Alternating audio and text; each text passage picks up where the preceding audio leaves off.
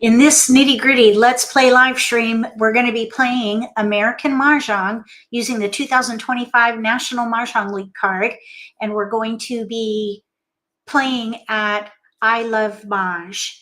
I Love Maj has an exercise room that is excellent for skill building, and that's our topic for today. So we're going to talk about my favorite skill builders, and I'm going to share a new one that I'm really excited about. It's not been tested too much yet because it's brand new, but I think it's awesome. So I'll be sharing that. And then we're going to demonstrate the skill builders at I Love Maj. I want to say thank you for being here. Thank you for watching all my videos and for attending these live streams. Also, thank you for sharing about MAHJLIFE with your friends. I also want to give a quick shout out to our moderators today. Thank you for helping monitor the chat. This is a nitty-gritty format, which means we're not going to do any socializing. So with that all being said, thanks for being here. Welcome, welcome. I'm going to share my screen and we're going to get started with a short presentation. Actually, it's not too short. It's actually a bit lengthy, but it's important because it lays the groundwork, especially if you're not familiar with my skill builders. So we're going to go over that and then we'll demonstrate. So let's see here. Abby, I have not done any videos this batch because I'm extremely busy. I have not had time to film recurring videos. So until I find the time to make those videos, I'm going to. But this batch, things are extremely busy in my life right now. We have some things happening behind the scenes as well that I'll be announcing at some point. But I just have not had time. So the live streams have my focus, as well as supporting instructors in the MAHJLIFE Instructor Guild. And that's about all I have time for right now. Let me see. So hopefully I'll be able to get back to the pre-recorded videos. But yeah, we'll just see. I'm in a wait and see moment. And I'm also going to be making a change tomorrow because I think, so tomorrow there'll be another announcement with a change to my schedule. So if you are part of the Wright Patterson Mah Jongg live stream, join me tomorrow and there'll be an announcement there. Actually, maybe I'll announce it now because this affects this audience. Today's topic, skill builders, is a nitty-gritty basics, which is for beginner and intermediate players typically, or instructors who are teaching people how to play the game and build their skills. So this announcement will affect this audience. So tomorrow is usually the Wright Patterson Mah Jongg Let's Play live stream, but I think I'm going to stop after tomorrow because we've done live streams through the initially planned recurring topics, so people can see the different topics, and then they also have access to the in-depth deep dive playlist, so people can still learn how to play Wright Patterson Mah Jongg. But instead of Wright Patterson Mah Jongg, I am going to add, actually, I'm just thinking this through right now. Maybe I'll still do Wright Patterson Mah Jongg for 1 hour and then add another live stream. So do another double header. Oh my gosh, I'm insane. I am literally insane. So I'm going to do another double header on Tuesdays. So from 2 until 3, we're going to do a learning lab live stream. And I'm not sure yet about the format because I want it to be on the fly. I want it to be to meet the needs of whoever is present. So it'll be some kind of a learning lab, let's play live stream, where players can come and ask questions about the rules, sportsmanship, etiquette, skills, and strategies. And then we'll do any kind of a demonstration on the fly for that. I don't know yet what it's going to be called. It might even be called Learning Lab Let's Play Live Stream. But it'll be, I'm not going to do presentations or anything like that. It'll just be mainly to answer questions and demonstrate whatever the needs are. So that is, and it's also going to be to help raise awareness of the Learning Lab, which is a private Facebook group on Facebook. And you have to join in order to participate. In that Facebook group, only vetted instructors who know the rules are permitted to answer questions. So you only get the correct answer for anything based on the rules. And then there'll be conversation for sportsmanship, skills, and strategies, because those are all subjective. So players and instructors can join. It's just that only moderators who are vetted MAHJLIFE Instructor Guild instructors can answer questions. So that is the Learning Lab. If you use Facebook, please go to Facebook and look for the Learning Lab and join, because it is going to be a fantastic platform to get your questions answered in a safe environment. You can ask any question. No question will be turned away. Every question will be answered with tender, loving care. And so there will not be any backlash or any embarrassment or any of that. Those kinds of shenanigans will not happen in the Learning Lab. So please consider joining. So that's the announcement.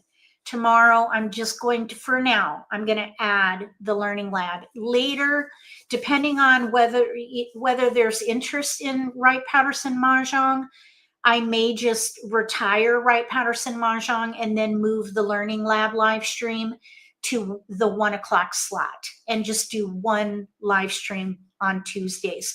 But for the time being, I think I could manage a double header. So that means that we have a 1.5 hour live stream on Mondays, and then double headers from 1 to 3 Monday through Friday, or Monday through Thursday, and then from 5 to 8 on Fridays. So we're doing a lot of live streams here, all about Mah Jongg. So if you're free, come join us. And then you can also watch the repost, and then please share about MAHJLIFE with your friends, because we have a lot of MAHJLIFE going on. Okay, so let me just double check on questions. Let's see. I see a question from Susan. Is the Learning Lab National Mah Jongg League only? Yes. The Learning Lab is National Mah Jongg League only, just because of time. There's just no time for other versions right now. So as MAHJLIFE grows, I may be able to hire other instructors to do learning labs for other versions. But for now, the National Mah Jongg League version is the primary focus. Let me see. Wes says, maybe you could do a rotation of Wright-Patterson twice a year, a few weeks in the spring and a few weeks in the fall. So do Wright-Patterson occasionally rather than weekly. Yeah, maybe. I got to figure it out, because I want so much for people to learn how to play Wright-Patterson Mah Jongg, but it's such a unknown version that there are not very many people come, and that hour is precious.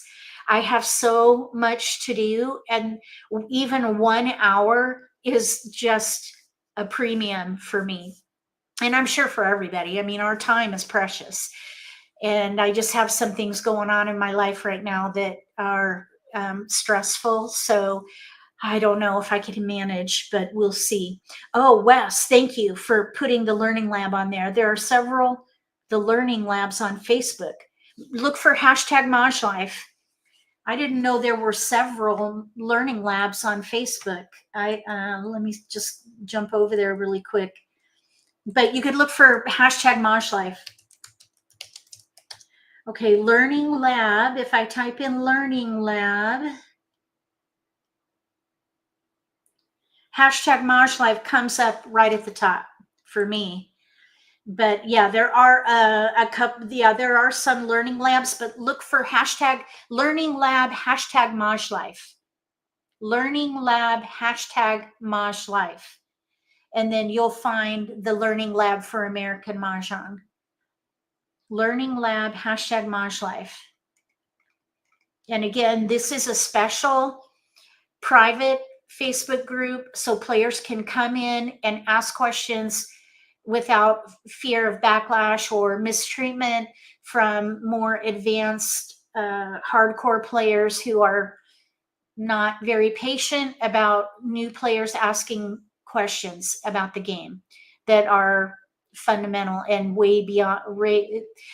Yeah, there's just not a lot of patience out in the public forums. So this is a private, very supportive and nurturing environment where players can come in and ask questions, and only vetted MAHJLIFE instructors answer the questions.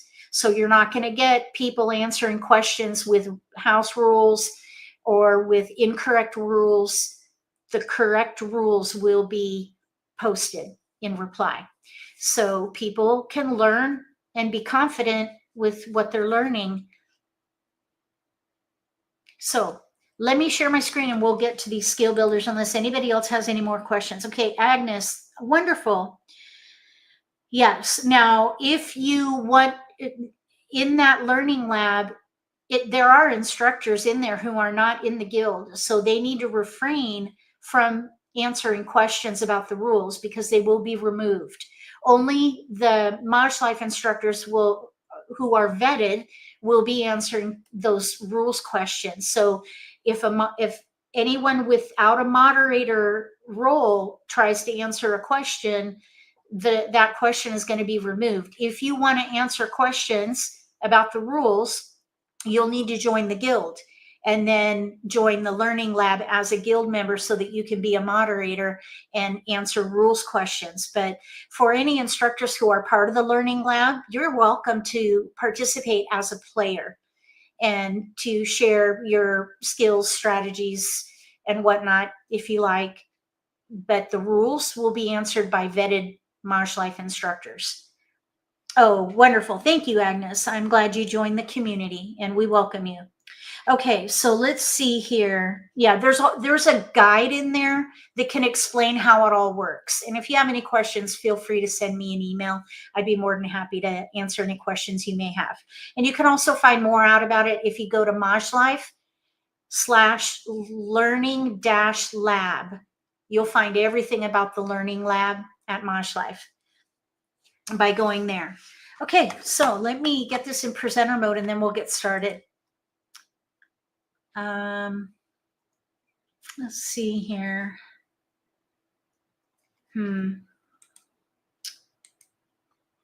Okay, let me swap this here. And we're going to talk about skill builders today. If we have any brand new players with us, write hashtag noob, NOOB, in the live stream chat so we know how many new players we have with us. Oh, thank you, Wes. It's good to see you here, Wes, too. I hope you're well. Welcome, everybody. Okay, so let me get this shared. We're going to talk about skill builders. And all these skill builders, by the way, can be done at home with your tiles if you have a set of tiles. That's why you see this in front of you, because this is how you do some of these exercises. So you can do skill builders at home, but you can also do them online, which is what we're going to do. So let's get it going here. Stages of skill development. This is what goes on when you're learning a new skill.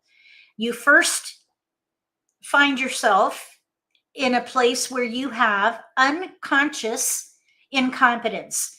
This is when you don't know what you don't know. Then you move on to conscious incompetence. This is when you know what you don't know. Therefore, you learn. After that, you have conscious competence. That's where you know new things and you're working on them and you're building your competence, your skill building. And then finally, you have unconscious competence. And that's where it becomes rote, where you just do that skill as if it's just, I guess that would be called second nature. So this is the process of the skill building or stages of skill building. And the key is repetition. So anytime you do skill building over time, you're going to go from unconscious incompetence all the way down to unconscious competence. And that's when you will have attained that skill. So the first skill builder that I want to share is called category modeling. This is ideal when you're either brand new to the game and you're just learning about the hands on the card, or if you are getting a brand new card at the beginning of the year. The league publishes their new card in April. So whenever you get your new card or whenever you're brand new to the game, you want to do category modeling. This is the purpose of this exercise is to gain a comprehensive understanding of the hands on the card. So you go through them one by one. This is an example of an American Mah Jongg card with all the colors, letters, and numbers on it. The American Mah Jongg card published by the National Mah Jongg League will look the same, but the combinations will be different. The categories will be the same. So this probably will look a bit familiar, but there are some differences, of course. But from year to year, the National Mah Jongg League will publish a new card. And the rules of the game don't change. It's the combinations in the hands, that's what changes. So you don't have to learn the whole game all over. It's just the hands are where you have to focus your energy to learn the differences from year to year. Make sure that you read the text in the parentheses, because that's where you're going to find flexibility and limitation for every hand. So what you do when you have your tiles in front of you is you're going to look at the card, and you know that with the change in color, that means there's a change in suit in your hand. So you're going to create the hand on the card with the tiles on your table, and create every permeation or every variation of the hand so that you can learn how it can change or be different. So you can see that on my card, we have Pung Kong, and that happens to be the same this year on the National Mah Jongg League card. Pung Kong, first hand under odds. You have 1, 3, 3, 5, and 2 suits. So you can do dots and cracks. You can do cracks and bams, or bams and cracks flipped. So you can do any variation of that, but try to make several variations based on what is in the parentheses so that you can get used to the differences. So that is category modeling. Does anybody have any questions about category modeling? I want to show you really quick here that you can do this at I Love Maj. So let me go to I Love Maj now. And we're going to log in. And then down here in the exercise room,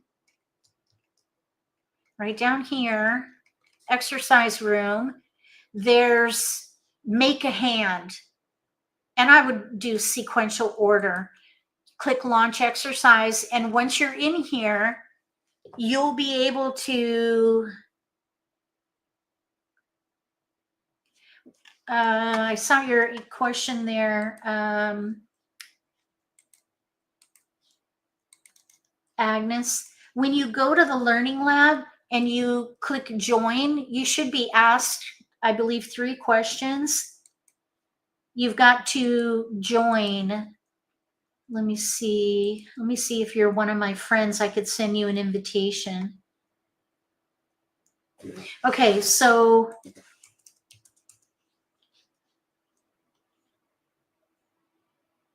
no, we're not friends on Facebook, Agnes. All right, so let's create that 1-3-5 hand, and we'll do cracks and dots. So if you look at the first hand or the second hand under odds, then we'll do, let's say 1-1-1, and then we'll do a Kong of threes, 1, 2, 3, 4. Then we'll do 3 dots, and then we'll do, let's say that we're going to do 5 bam, so you can see what happens if you get it wrong. So we'll do 5 bam, and we'll think, oh, look, I can do 1, 3, 3, 5 as long as I have all 1, 3, 3, 5. It doesn't matter what suit it is. And then you click validate, and you'll see it's invalid. So you can try again and fix it.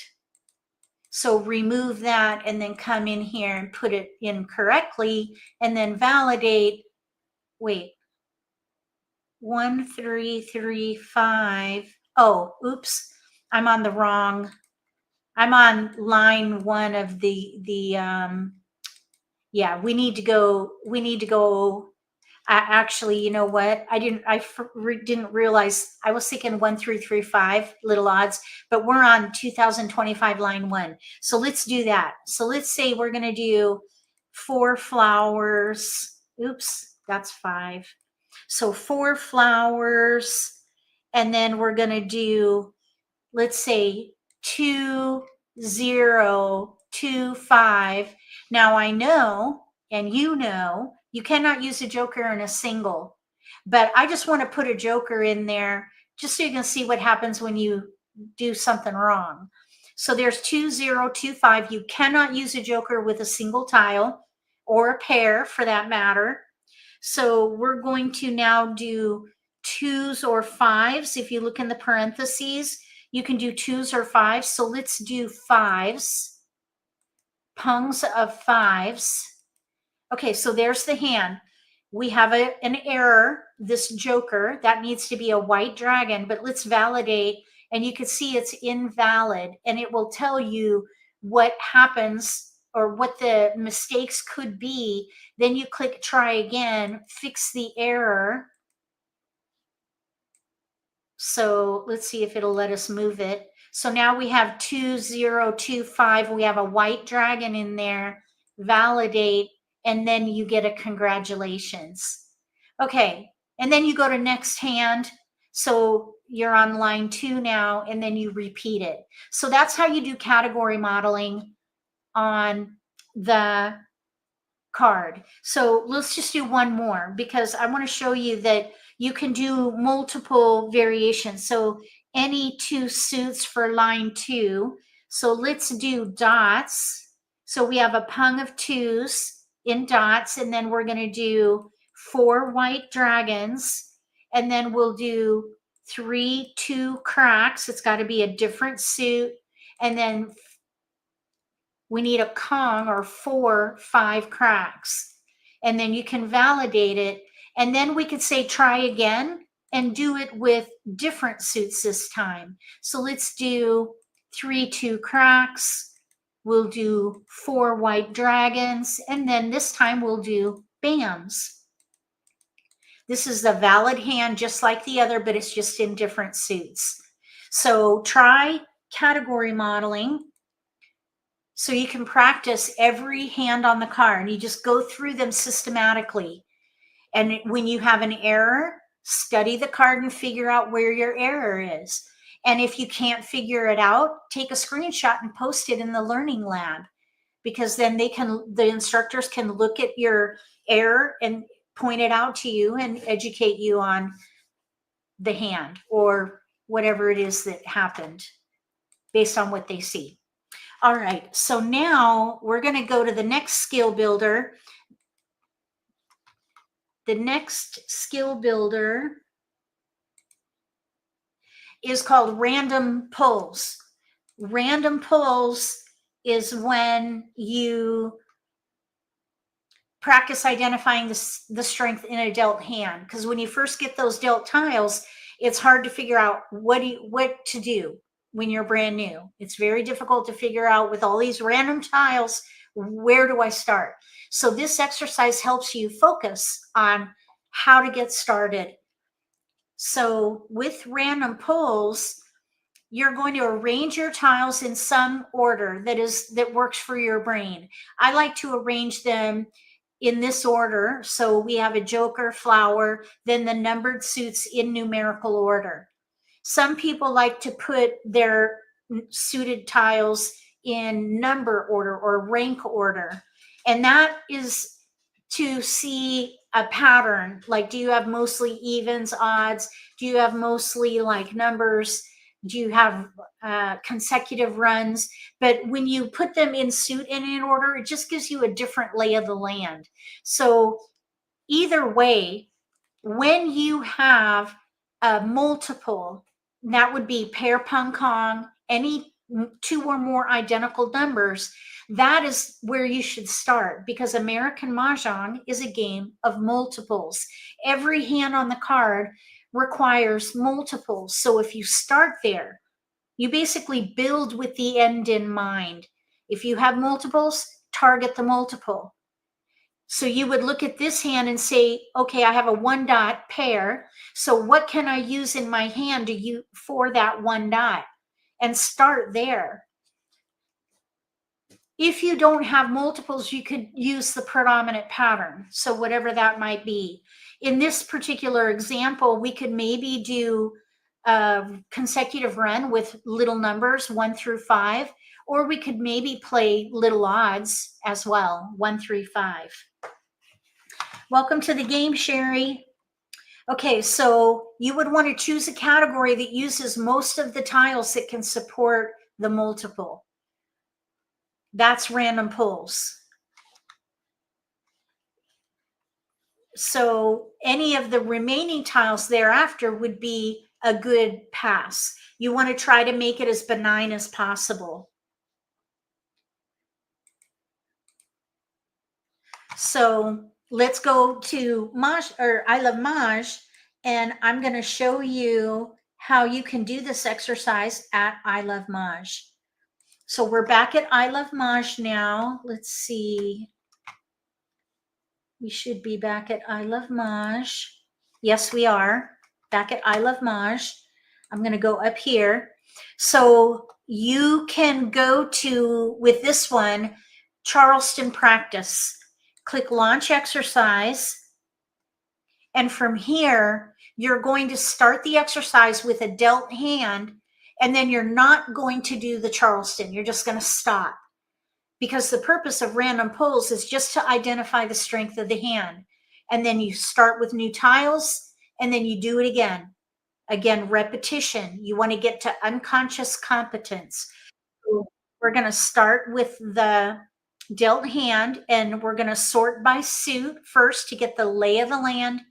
We have 2 flowers and east, 4, 5, 6, 7, 8 in BAMs, 4, 6, 9 in cracks, 2 dot pair, and a 3 in dots. So by looking at this hand, you might think, oh, look at that run, 4, 5, 6, 7, 8. I'm going to play the BAMs. A lot of people who are new to the game get focused on one suit because it's beautiful, but that is not how the National Mah Jongg League game works. The National Mah Jongg League game is a game of multiples. So you want to target any multiple that you may have. In this case, we have 2. We have a pair of flowers and a pair of 2s. So that is where you should focus, the 2s and the flowers. So then you look at the rest of the tiles and think, with flowers and a 2 dot pair, what with the rest of these tiles could I use to make that work for a hand on the card? And I would say that some kind of a consecutive run hand would probably work. So I would hold 2, 3, 4, 5 of some kind. Now you may be able to do an even hand because we do have 6, 8, and we have tiles we could pass. So we could still maybe play some kind of a 2, 4, 6, 8 hand, but we don't have to pick a hand until we run out of discards. So we can try both. So I would say 2, 3, 4, 5 or 2, 4, 6, 8 and do this pass. So then you would exit, leave, and do it again. And that's how you do random pulls. Just dealt hand, focus just on the dealt hand. So here we have 3 jokers, West, green, 1, 8 in BAMs, 2, 3 in cracks, pair 2, 1, 2, 3, 7 in dots. So we have here a pair of 2s. That pair of 2s is the target. Whatever we do, we're going to use the pair of 2s. So with the rest of the tiles, we have a lot of 1, 2, 3. So then I would discard West 7, 8 and play some kind of a 1, 2, 3 hand. Maybe like numbers with 2s. And then you would close and come back and do it again. So that's random pulls. Any questions about random pulls? You just practice identifying the strength in a dealt hand. Next, we're going to look at Charleston modeling exercises, and there are several. But I want to show you how you can do this exercise at home with your own tiles. So what you do, and incidentally, there are a lot of Charleston modeling exercises because the Charleston is a huge part of the game. This is where you do a series of passes with your opponents to try to get keepers for the strength of your hand. The piece of the pie for the Charleston is big because of the impact that you can have with good decision making during this phase of the game. You also have the play and the pay. With the Charleston, if you harness the power of the Charleston and understand how it works and what the purpose is, you can optimize your potential to win. The Charleston is where the transformation happens. So you want to focus on improving your skills in the Charleston so you can set yourself up for success. The exercise, all these exercises are to practice decision making through the Charleston. And here's how you can do it at home. So the first thing you do is get your tiles out, mix them up, put them upside down on your table. And then you're going to get 13 random tiles and just put them upside down in front of you. Now, you could do 14 tiles because maybe you're the dealer for a hand, in which case you might have an extra tile. But you can do 13 as well. So once you have 13 tiles, then you're going to create a mock Charleston.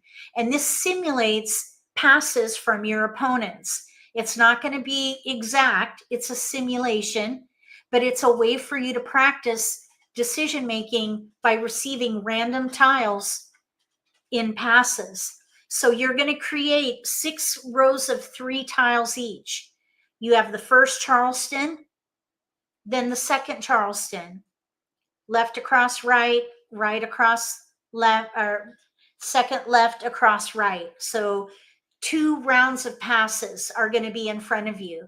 Those are the incoming passes. And I put them to the left because you're going to put the outgoing passes from your hand to the right. So you know that you cannot use jokers in passes. So what I like to do is remove jokers from a bunch of the tiles and then turn them back upside down, mix them up so that you know that you don't have any jokers in these passes. If you don't want to do that and you draw a joker, you'll need to exchange it because you cannot have a joker in a pass.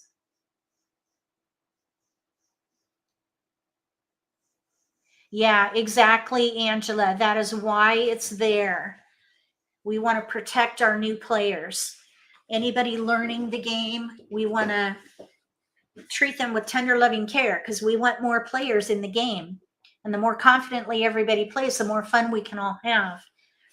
Okay, so here's what happens. You take 3 tiles out of your hand that you don't want, and you're going to put them to the right. And then you're going to take the 3 tiles from the left for your first incoming pass. So this is the first right. And then you're going to put those in your hand. And then you're going to continue the process. You're going to keep tiles that help you with your hand. And then you're going to pass 3 more out and take 3 more in. And you just continue this process until you get through the first Charleston. Now, the outgoing tiles, you're going to use those later. If you want to stop the Charleston, you're going to use those tiles now. You're going to do your optional across out, and then you're going to mix up the tiles that you already passed out and then bring 3 in. And that's how you would stop the Charleston. And the reason you do that is because typically the same tiles will go around and around. And so you don't want to get just totally fresh tiles from the pile. Now, if you want to continue the Charleston, then you would pass out and then go into the second round of passes and just continue through that process until you get to the optional across. And you're going to use all those outgoing tiles to do your optional across to finish the Charleston modeling. So that's how you do Charleston modeling. And I want to show you the first one.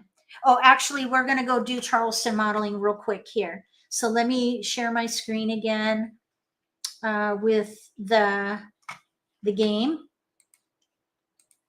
All right, so here we have the exercise room again, and this time we're going to do the Charleston modeling.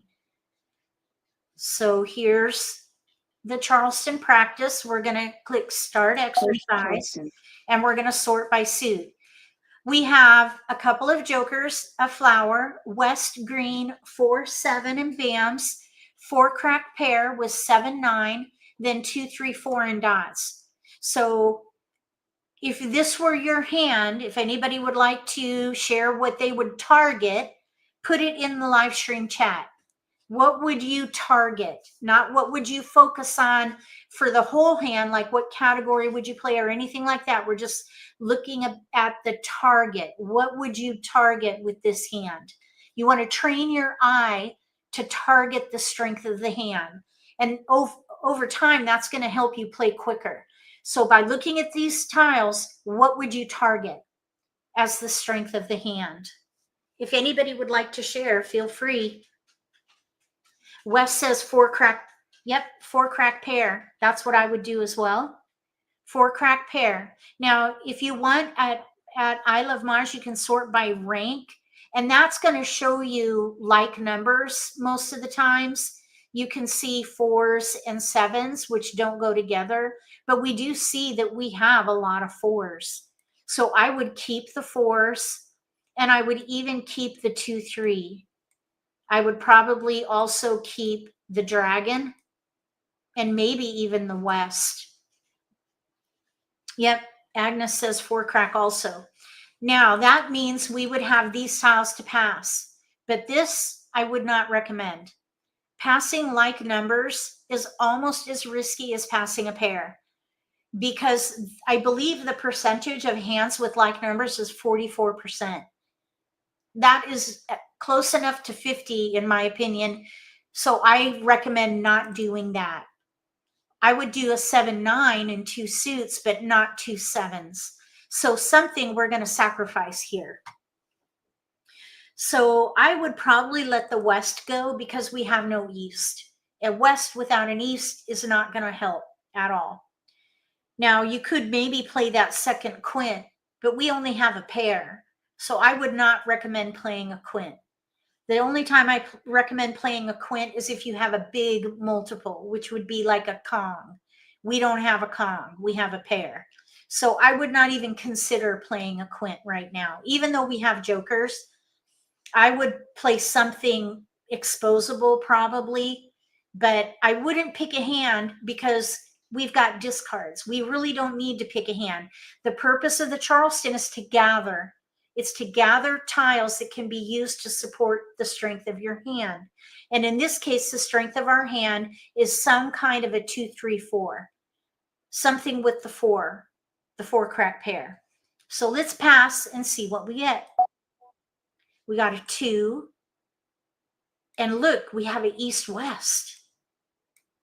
We have one clear discard. So this is now where you have to look at the hands on the card and pick something, because we have only one clear discard. We do have a flower here. So with the 2, 4, you might think, well, what about if we play evens? I would not recommend evens because you have no 6, 8. So I would just ignore that category altogether. You could maybe play like numbers. You've got 4s represented in every suit, and you have a dragon. You could also maybe play some kind of a 2, 3, 4 consecutive run. So I would say we're in between either like numbers or some kind of a consecutive run using the 4 crack. Now you could maybe play east and west with 4s. That would be the 6th hand down under winds and dragons. You have no gaps for that hand, but you need kongs of east and west. You got a long way to go with east and west. I think that because we can't keep all these tiles, we have to pass. I think I would give up on the east-west and maybe do like numbers with 4s, maybe the concealed hand, or some kind of a 2, 3, 4 consecutive run. So I would let an east go, maybe the west, but east-west, passing any 2 wins, but even more so east and west because they go together, is almost as risky as passing a pair. So I wouldn't do that. Instead, I would sacrifice a tile. So to mitigate the risk in a pass, you need to sometimes sacrifice a tile, and that's okay. You will be able to recover later. More times than not, you can recover. We have 2, 3, 4 in dots, 2 other 4s in here. There are several things we could do with those tiles.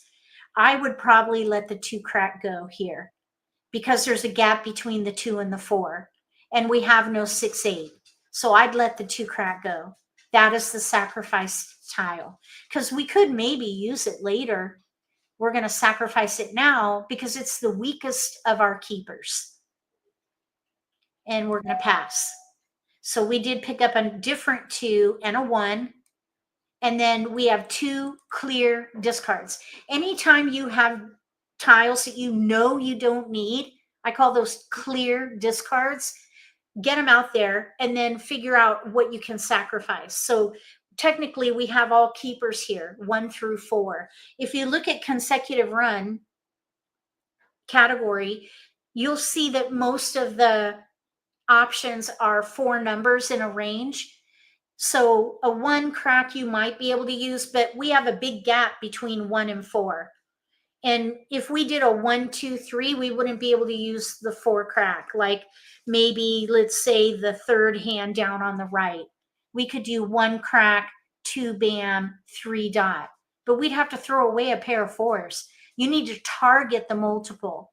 So really this 1, since it's so far away from the 4, we really can't use it. So I would let it go. And you might think, well, a 1, 9 is kind of risky.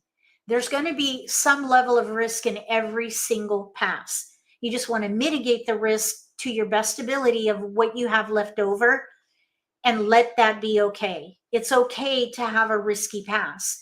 You just want to make it as benign as possible to mitigate the risk and just move on. So we're going to move on with 1, 9 west.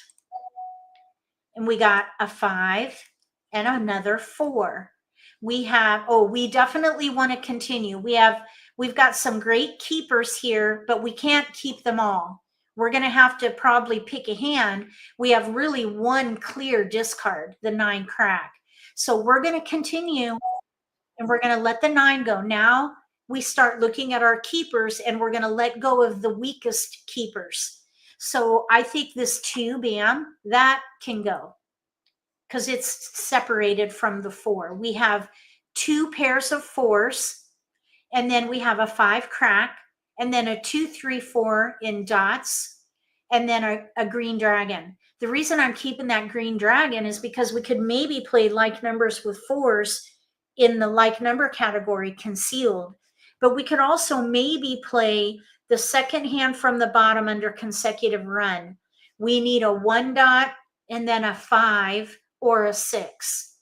We got to have a run of 5 tiles. So probably I would let the 5 crack go here and still keep my options open for like numbers with 4s or that second hand from the bottom under consecutive run. Now that hand is weak because we have no 1, we have no 5 or 6. So our run is very weak. I think we're closer to the like number concealed hand. We've got 2 pair, a 4 dot, and a green dragon. That is the stronger option. So let's just see what we get. We didn't get any keepers. We have a 1 bam, 2 crack north. So I would just let those go. Same thing here, no keepers. We know we don't need those, so you can just let them go. And that's a great way to just move forward and keep up with the pace of the game if you know you have tiles that you don't need. Okay, someone gave us like numbers. So now we're in the optional across, and I would not pass like numbers. Instead, I would probably give up the weaker option, consecutive run number 7, and focus on like numbers with 4s so I can pass fully with 1 7 instead of both of them. So south 2 7. That's a great pass. And look, we got a keeper. So we ended up with like numbers with 4s concealed. We have everything we need, no gaps. We just need to build. And we have 4 discards. That's a great result. 4 discards. Does anybody have any questions about Charleston modeling? Here, you can replay with the same tiles if you want to do something different with these tiles. Like maybe you could try evens and see if an even hand would come in. Or you can just do new tiles. So they have the option for you there. And you could even continue the game if you wanted to play this out, which is a wonderful option. So use this feature to help you build your skills and your confidence with Charleston decision making. I want to talk about the results though. Here we have 4 discards. So let's go back to the presentation because I want to show you how you can track your progress with your ability to make good decisions during the Charleston.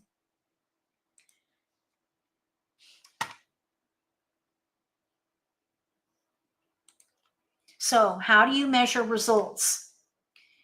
If you have more than 4 discards after the Charleston, you need to consider yourself an underdog. If you are an underdog, you're going to take a low risk approach to the game until you have no gaps and few weaknesses. For the hand that we just did, we were set up pretty well. We had 4 discards. So we're not an underdog, we're a contender. If you have 4 discards, you are a contender for that hand. You just need a few more keepers. You want to take a moderate risk approach as you expedite hand development. Your focus is to keep gathering tiles that you can use to support the strength of your hand. If you have fewer than 4 discards, you're likely a front runner. This is where, regardless of risk, you expedite hand development and you push to win. Push to win if you are a front runner, regardless of risk. So here's an example. We have a flower, 4, 5, 7 in BAMs with a pair of 5s, 3 crack pair, 4, 5, 7, 9 in cracks, and then a 3, 4. We've got 2 multiples, 5 BAM, 3 crack. So we could maybe do some kind of a consecutive run here. For 3, 4, 5, 3, 4, 5 of some kind. We have way too many options here. So I would say we're probably an underdog because there's no way we can use all of these tiles. 3, 4, 5 of some kind. So until we know exactly what hand we're playing and we identify the number of discards we have, we're going to be an underdog. So this is what would be the position after the Charleston for this player. So we're going to look at another one now. We have a lot of multiples in here. 2 pairs of dragons and then a pair 5, 6. So we could maybe play 5, 6, 7 with pairs of dragons. Third hand from the bottom under consecutive run. We have no gaps. And here we have 3 discards. So we would be a contender. Actually, this player would be a front runner. This player would be a front runner because we have fewer than 4 discards. So this would be a front runner. Here's another example. 5, 6, 7, 8, pair 5, pung 7, pair 8, consecutive run number 2-2, second option in mixed suits. We have only 2 discards. So this player would be a front runner too. And that player would play to win no matter what. So let's do another Charleston modeling here so you can see how we can check our position after Charleston modeling. So I'm going to share my screen again, and we're going to do another Charleston exercise. We're going to go in here to Charleston practice start exercise, and let's look at these tiles. So we have pair south, red, white dragon, 7 band pair, 8, 9, 3, 6 crack, 2, 3, 4, 5 dots. So with these tiles, what would you target? If these were your tiles, what would you target?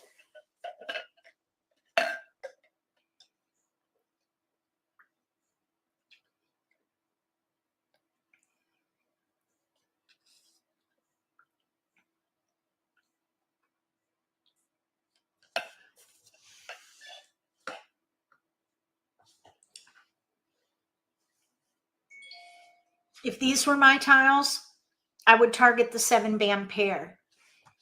Now the south pair, that might be nice if we get a north. This year on this year's card, you have to have a north with a south. I mean, we could maybe play that second quint, but we have no jokers and we only have a pair of number tiles. So I would not even consider playing a quint. I would hold the south for a little bit, but I would target the 7 band pair. And then I would hold tiles I can use with it. I can use the 8, 9. I might be able to use the 6. I probably could use one or both dragons. So that leaves me with little tiles. So then I would pass as best I can. Now we do have some potential here for odds.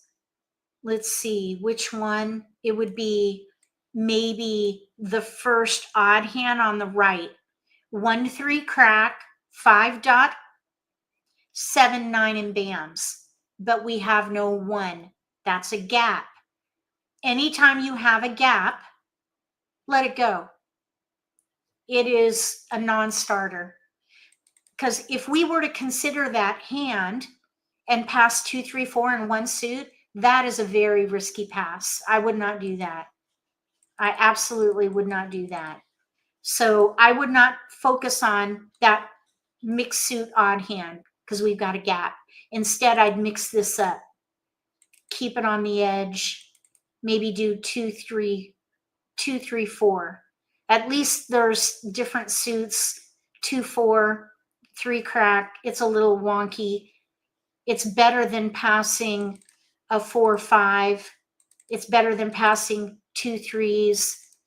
It's better than passing, let's say, we could maybe do a 2, 5, 2, 5, 3. You've got 3, 5 there, or 2, 3. It's going to be a little risky no matter how you slice this. But here we have 3, 4. I think this is fine. This is probably the best we can do. So let's see what we get. We have an 8 and a 7, and I would keep every tile around this 7. So maybe 5, 6, 7, 8, 6, 7, 8, 9, something like that. So I would keep all the numbers around that 7. Here we have a 2, 3, 4. That's a little bit risky right there. I probably would not do that. We do have some evens in here, 2, 4, 6, 8, but we would have to throw away a pair instead of focusing on 2, 4, 6, 8, because we have 1, 2, 3, 4, 5 tiles. I would use the pair and focus on 6, 7, 8, 9. And look how many more we have to work with. So try not to be distracted by patterns that look fun. Focus on multiples and let that drive your choice. So since we did not get a north, I would let the south go now. I'd just let it go, because it's a pair of south right now is not helpful, not without a south or a north. You got to have north and south together with this year's card. We picked up a north, so then I would maybe hold that for a little while and see if the south comes back. In this case, we have northwest south. I would let the west go. I'd let the 3 go. Those are the clear discards. We have 7, 8, 9 in BAM, 7, 8 in dots, a 6, 8 in cracks, and then a north south. So we do have some options. Incidentally, we still have the red and white dragon that we could maybe use with 7, 8, 9. That is a hand with no gaps. If you look at the 6th hand down under consecutive run, I would want to keep my options open with 7s, maybe even the north-south. I think that 6 crack probably can go. I'd probably let the 6 crack go and see if north and south come back. Okay, now we picked up 5s. So we want to think about maybe switching instead of 6, 7, 8 or 7, 8, 9 to big odds, 5, 7, 9. Big odds, 5, 7, 7, 9, bam, no gaps. Second hand down on the right. We could maybe do big odds. So I would definitely continue. We've got tiles to pass for sure. So I would let the 2 go. That's a clear discard. Then we have to pick a hand or pick a category. Since we don't have that south, we let it go earlier. I just let the winds go. And then we sacrifice a tile. I probably would sacrifice the 8 crack and see if maybe a big odd hand might come in, or maybe 7, 8, 9 of some kind still. We got a 9 and a 5. So we have a lot of 5, 7, 9 in here. We have 2 clear discards. We only need to sacrifice 1 tile. 5, 7, 9 looks pretty good. That would be a predominant pattern with our multiple. So I think at this point, I'd probably let a dragon go. The dragons just did not come in. And some players might say somebody is holding on to dragons because they haven't been coming around. So I don't want to pass dragons. But that's going to shackle you, because it's going to require you to sacrifice tiles that you maybe could use. The dragons right now are very weak in our hand, and number tiles are much more useful. So yes, passing a dragon now is a little bit risky, but you want to optimize your own potential for your hand first. So I would sacrifice a dragon here and see if either 7, 8, 9 comes in of some kind, or the big odd hand, maybe the concealed hand. Now, the challenge there is we have no flowers. And more likely than not, flowers are not going to be passed, because it's very risky to pass flowers, but you never know. I think here I would probably sacrifice the dragon. I suppose we could keep the dragon and maybe let the 5 crack go. That would be a compromise, even though a 5 crack might be useful for big odds. If we did the concealed hand, we really don't have the right tiles for it. We need a 7 crack. I would still probably focus on 7, 8, 9 of some kind. Let's let the 5 crack go. Let's see. Yeah, because we could do 5-7 dot, 7-9 bam, or we could do 5-7 bam, 7-9 dot. We could still play big odds. 9 bam and a 5 dot. We have 1 clear discard. We have 3 multiples now. 5 dot pair, 7 bam pair, 9 bam pair. So we could play 5, 7, 7, 9 now. Look at these tiles here. 5, 7, 7, 9. I would let the dragon go at this point, and probably the 8 bam. Maybe keep the 8 bam and let the 8 dot go, because we do have a 7, 8, 9 there. Although we have a pair of 5s we'd have to throw away. This probably will go. Therefore, I'd probably set myself up for a better pass in the next one and let the 8 bam go and focus on big odds, and then have a 5-8 that I can pass later. Curtis. Okay, so we picked up a north, and I'd keep it now because we do have a hand down there. 1, 2, 3, 7th hand down with news. 5, 7, 9 news. So let's see what we can get in this optional. We have 3. We totally have 3. We've got 5 discards now. Actually more, because we have this 9 dot too. We have 6 discards. We can pass fully. So then I would pass as safely as possible here. Maybe this 3 dot or 3 crack could help if we get a 1. Let's pass the 5, the 9, and the 8. 1 of each suit. We picked up west and south. I'd probably let that 3 go because a 1 never came in. We have almost news with 5, 7, 7, 9. This is why you don't want to pass 2 wins, because now we almost have news. 7th hand down, 5, 7 dot, news, 7, 9 bam. 4 discards. So that makes us what? Do you remember the positions? 3 positions. More than 4 discards is the lowest position or the furthest position. Then we have the middle position if you have 4 discards, which is where we are, and then fewer than 4 discards. Do you remember the names of the positions? Oh, thank you, Angela.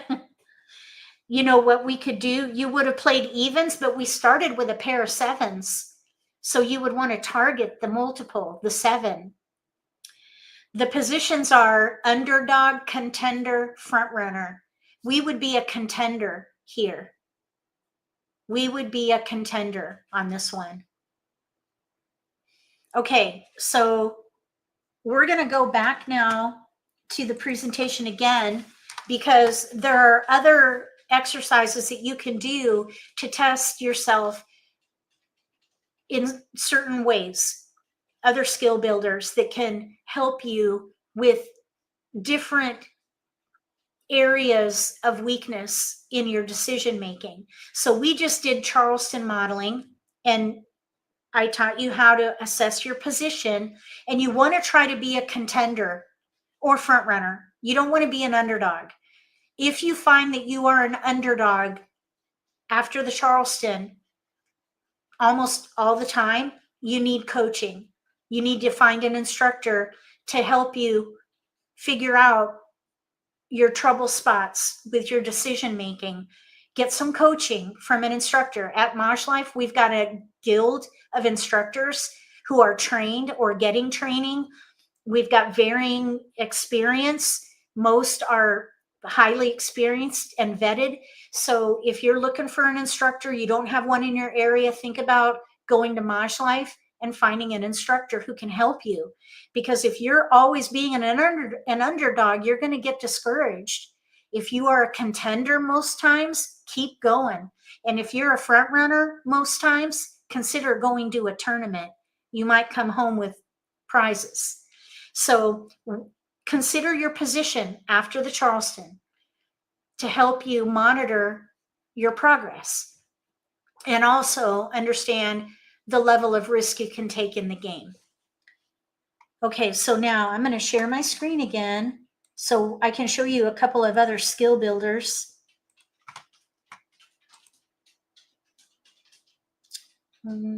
Here. Okay, so here we go. Here, Charleston chain reaction. This is really a fun one for testing your instincts. The idea is the same. You do the same process like I showed you earlier, where you get all your tiles out, you create a mock Charleston, and you do the Charleston modeling, but this time you're going to take photos of every incoming pass so that you can recreate the Charleston and do a different focus.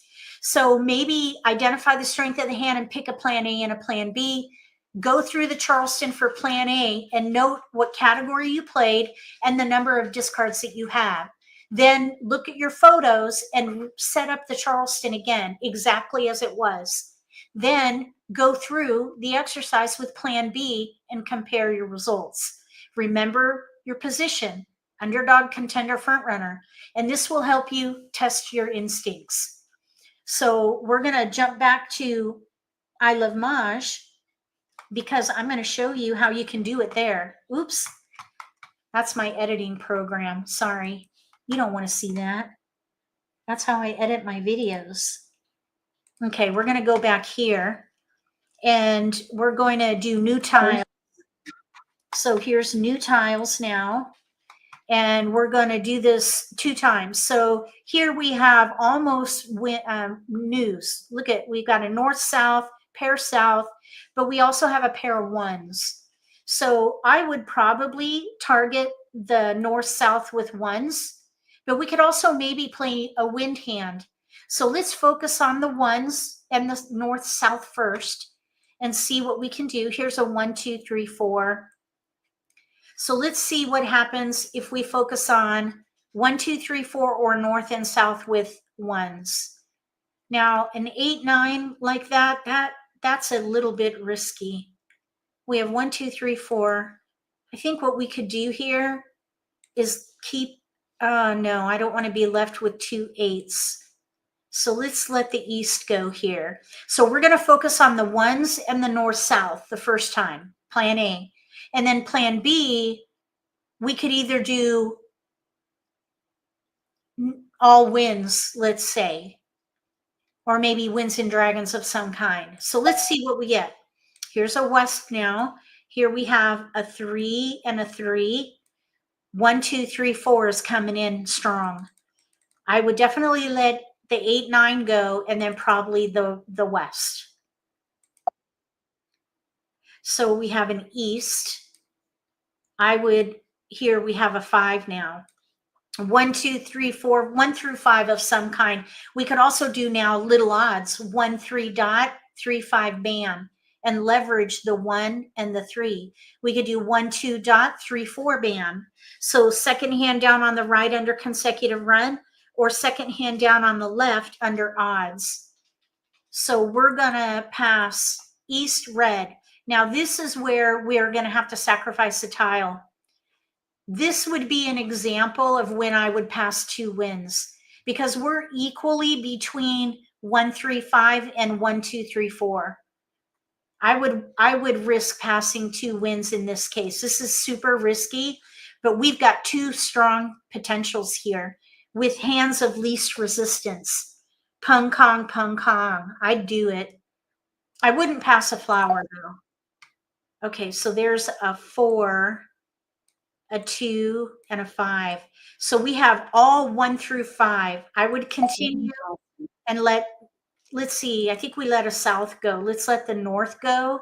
Even though we gave them wins, it's okay. We're going to risk it because we're playing 1, 2, 3, 4 of some kind. I'd probably let the 2 and the 5 go and stick with either little odds, 1, 3, 5, or 1, 2, 3, 4. Okay, so we picked up a 5 dot. Here's a 1, 2 bam. The south can go. So now we have to make a choice. We have, this is where you target multiples. 1 dot pair, 3 bam pair. Even though 1 through 5 in bams looks really pretty, the 1, 2-3, 3-5 bam in mixed suits is stronger. There are way more mixed suit options than one suit. So here I'd let the 1 bam go probably with the 4 dot and focus on either 1-2 dot 3-4 bam, second hand down under consecutive run on the right, or 1-3 dot 3-5 bam, second hand down on the left under odds. Okay, we didn't get any keepers, and the south came back, by the way, which means somebody let it go. So, and the red dragon. So it looks like maybe the winds are coming back through. Okay, so here we have a 4 dot and a 4 crack. And I would probably pass fully. We have way too many options here. I would keep my strongest options, which is 1-2 dot 3-4 bam or 1-3 dot 3-5 bam. So probably I would pass that 4 and probably the 2 bam. So we ended up with all 1 through 5. Lots and lots of options, and we have 2 pair. We would be an underdog here because we have way too many options, but we do have 2 hands with no gaps. So there's a little strength there. So now we're going to do the same exercise, and instead of the number tiles, we're going to focus on winds and dragons. So we're going to replay with the same tiles and compare results. We ended up with 1 through 5 or little odds, and we're an underdog. We have way too many options here. So we're an underdog. We're just going to remember that. Let's replay. And this time we're going to focus on wins. So let's pass as safely as possible here. We're going to pass the 9, the 1, and then let's let maybe a 6 go. Actually, we could still maybe have done that 1 north and south with 1s. That's in the wind and dragon category. So let's let the 4 bam go. Okay, so now we have a pair of 3s. Here's that 1 dot pair. Let's pass the 8, a 5, and then maybe the 3. So we're targeting the wins intentionally here. Normally I would target the multiples, the 1, 3, but we're proving a point here. So we're going to keep going. So now let's break up the 1 and pass the 7 with, let's say, a 2. No, we don't want to pass a 1, 2. Let's pass a 3 bam, or maybe the 8 bam. Let's do that. Okay, so there's a dragon. We'll keep it because it's in that wind and dragon category. So we'll let now, let's say, a 9 go with a 2, and then maybe, let's say, maybe we keep the 2 and let the 5 go with the 8. I'm trying to think a pass ahead because I don't want to be left with 1, 2, 3, 4 in one suit.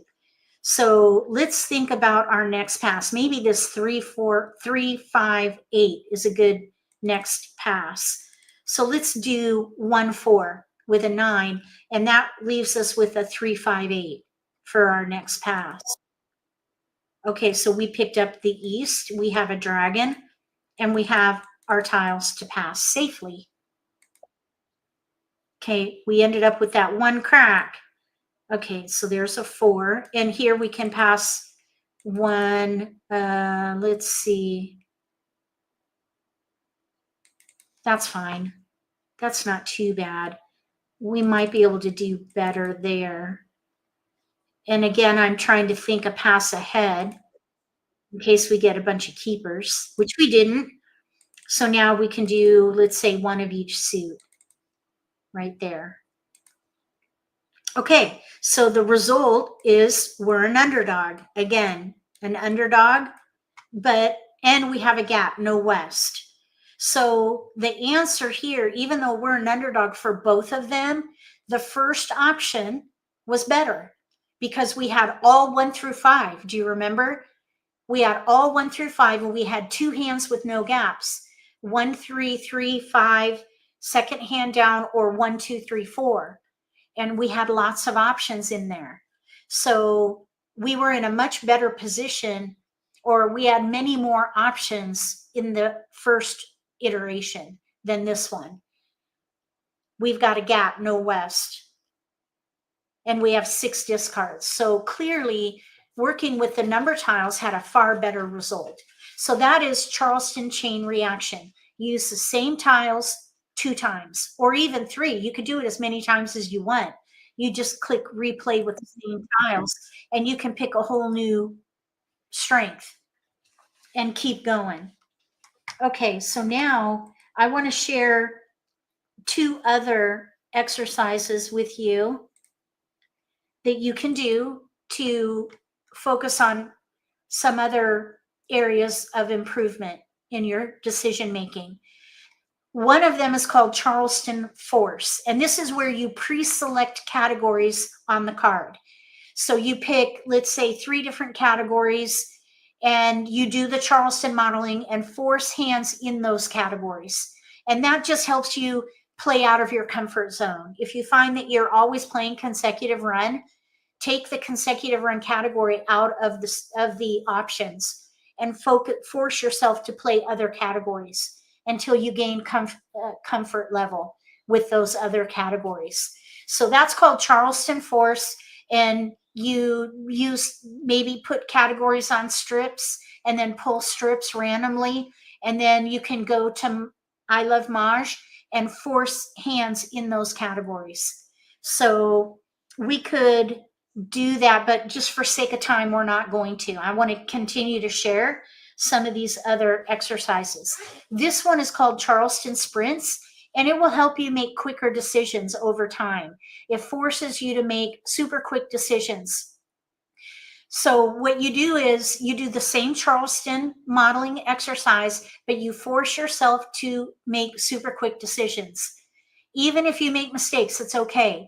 You want to try to get yourself to a certain threshold based on your skill level. If you're a beginner, you want to make decisions in under 4 minutes.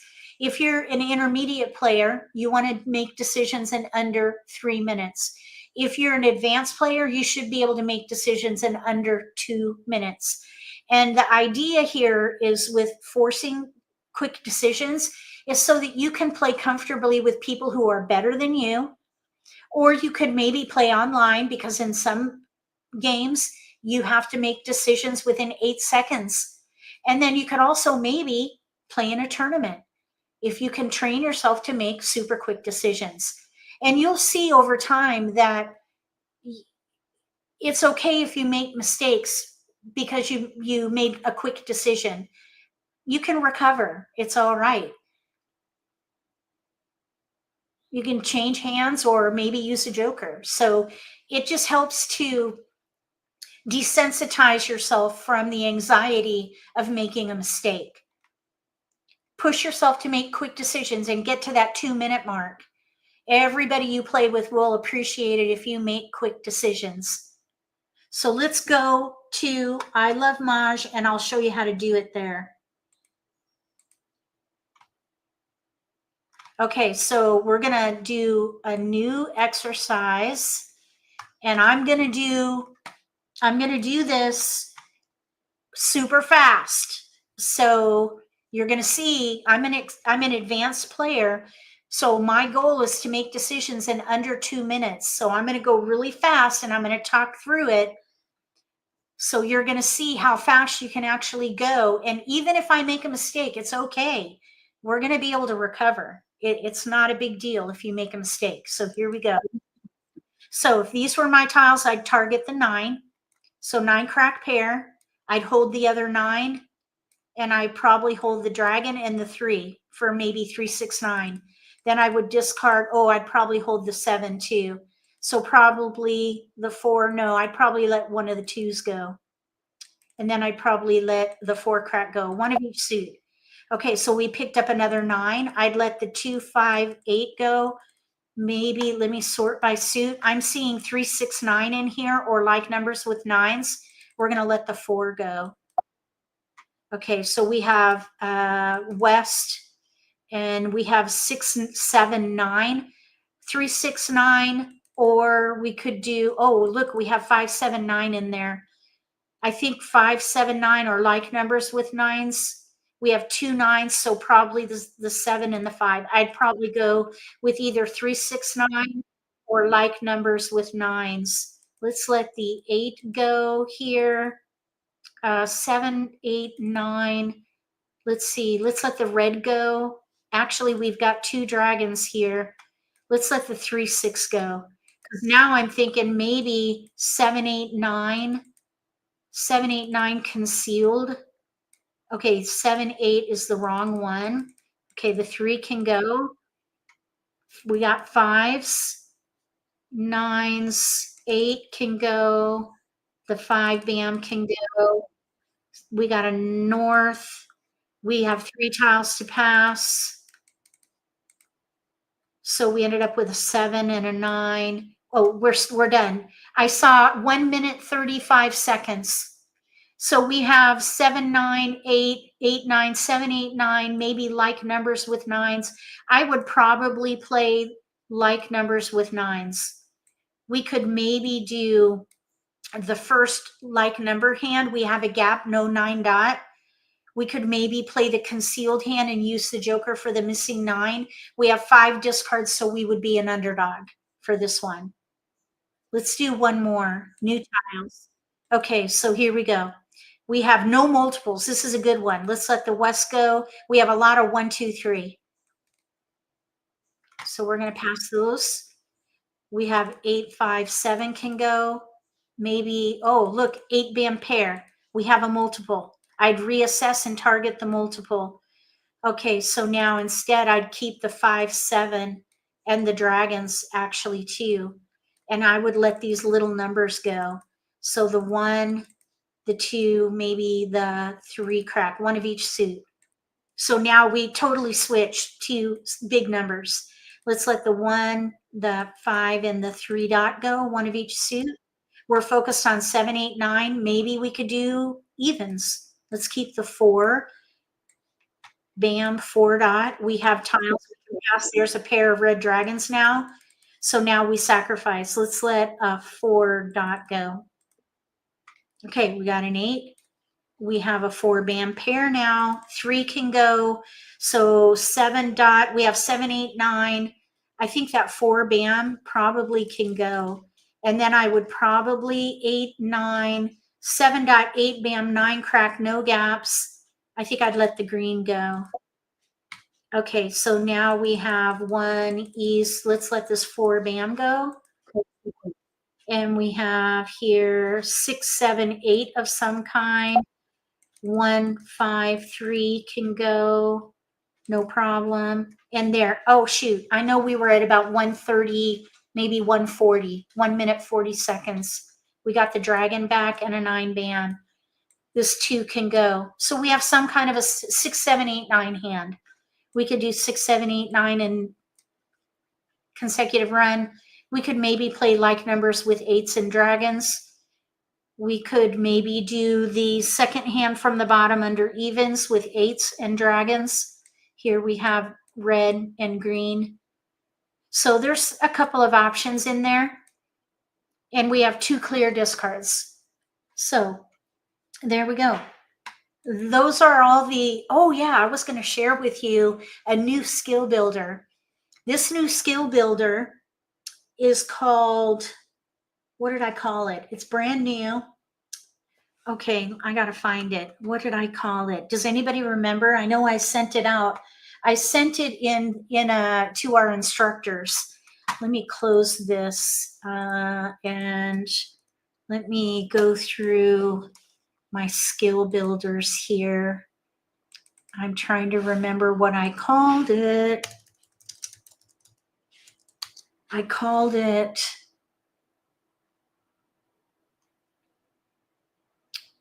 who remembers? Look in the sent mail. Oh, good idea. let's see. I might have posted it though in the next. I posted it in the Nexus. That's our instructor, MAHJLIFE Instructor Guild. Let me go there in the Nexus. Okay, so let's see if I can find it. It's a brand new skill builder, so that's why I forgot the name of it. But it is a way to make quick decisions with your decision making. Make quick decisions. Here it is. Okay, I found it. I'm just going to bring it over and I'll share the screen with you. Okay, so here it is. You get a view into the Nexus here.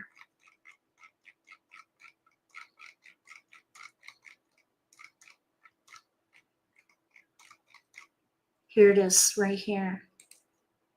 Oh, I haven't shared it yet. Let me share my screen. Oh, okay. So here it is. Okay, it's called Pacemaker. The name of the skill builder is Pacemaker. Okay.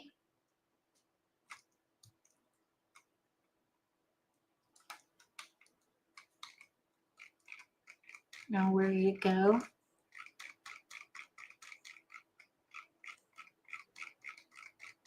Oh, it might. I tried to open this up and now here it is. Okay. I wanted you to be able to read it. So, playful approach to help students build confidence under time pressure. Pacemaker is here. The new activity uses a simple token system to ease players into faster decision making. Perfect prep for fast-paced tables, online timers, and tournament play. So here's what you do to have a fast focus with fearless play. Fearless play, that's what we want. Pacemaker is a light-hearted training tool that helps players build speed without pressure. Each student starts with a few tokens to buy time during tough decisions. But with every game, you lose the tokens. The tokens decrease. It's a playful yet powerful way to sharpen focus, reduce delays, and prepare the pace of experienced players, online timers, and competitive play. The activity helps new players develop the ability to make timely decisions during play, whether playing online with an 8 to 10 second timer or in tournaments where you need to play 4 games in 50 to 55 minutes. So here's how you do it. Each player receives 3 tokens. You can do like a bead, a button, maybe game markers, maybe dimes, or what have you, some kind of a token. Everybody gets 3 in the beginning of the game. Then you set some kind of a decision time for each turn, 10 seconds, 8 seconds, what have you. If somebody needs more time, they have to give up a token. So you're going to use a timer to help track it or just count it in your head. The goal, again, is to strengthen fast, confident decision-making under timed pressure. So then you spend a token, and if you end up with no tokens, you don't get any more time. You just have to discard. So game 1, start with 3 tokens and see how many tokens you have left at the end. Maybe you could have all 3 tokens, which means you're making quick decisions. If you don't have any tokens, you just have to discard. You pick and then discard, period. No time, just discard. So you're limiting yourself to longer decision-making time. Have 3 tokens on your rack, establish that time. Tokens can be spent, you remove them from the rack. That gives you that moment to make longer decisions. But as you lose your tokens, you lose that ability to say, wait a minute, nope, you don't have any more tokens. So you have to discard. So you will not get replenished with those tokens. When you lose them, you've got to make quick decisions. After the game, invite players to reflect. How did it feel? What slowed you down? What improved? A variation could be if a player finishes all 4 games and they maybe have the most tokens, or maybe they didn't use any tokens, give them a reward of some kind. So that is the new skill builder, Pacemaker. It'll force you to make super quick decisions. Start with 3 tokens. Use the tokens to give yourself a little bit of extended time. If you run out of tokens, discard. It'll definitely show you if you're a slow thinker. And if you lose your tokens, you might consider getting a coach so that someone can help you figure out why you're having to delay decision making. Have someone watch you play and target some of those weak areas of your decision making and give you some solutions to work towards so that you can improve your decision making. Does it come with a battery? No, no battery. Oh, no worries. Yeah, it's called Pacemaker. Pacemaker. So you just have to get some kind of tokens. I got glass beads with a flat bottom. You know those beads that go into flower arrangements? I use those colored tokens with a flat bottom. Those are perfect. So you can get different colors for maybe match the color on the rack or something. Everyone gets a different color. And when people lose those tokens, that's it. You got to make quick decisions. This is a really good exercise if you have someone in your group who's always saying, wait a minute, wait a minute, I need a minute. If you have someone who does that all the time and it's affecting the group, share about Pacemaker. Give out those tokens and say, we're going to try to make quicker decisions as a group. So you're not pointing the finger at anybody. You're gamifying a skill builder. Game within a game. Use these tokens and do Pacemaker. So I hope that you try these skill builders, and I hope that it improves your game, because as I shared earlier, the more confident you are, the more fun everybody will have. Does anybody have any questions? Remember to look up the Learning Lab, #MAHJLIFE, Learning Lab, join so that you can ask questions freely and get help from vetted instructors. I don't see any questions, so I'm going to go ahead and sign off. We'll be back again tomorrow. We're going to do a double header. I'm going to go ahead and go live from 2 to 3 with the Learning Lab live stream. I don't know if that's what it's going to be called. Probably that is what it will be called. I might put some other word in there. I'm not sure yet. Thank you so much for being here. Moderators, thank you for helping monitor the chat. We'll see you all again tomorrow. If you like this video, give me a thumbs up. If you haven't subscribed to my channel, consider subscribing. Click the little gray bell if you do. That way you'll get notification for when I post new videos, and you won't miss an opportunity to learn a new strategy or pick up an insight to the game that could give you an advantage at the table. Between now and the next video, may all your picks be keepers.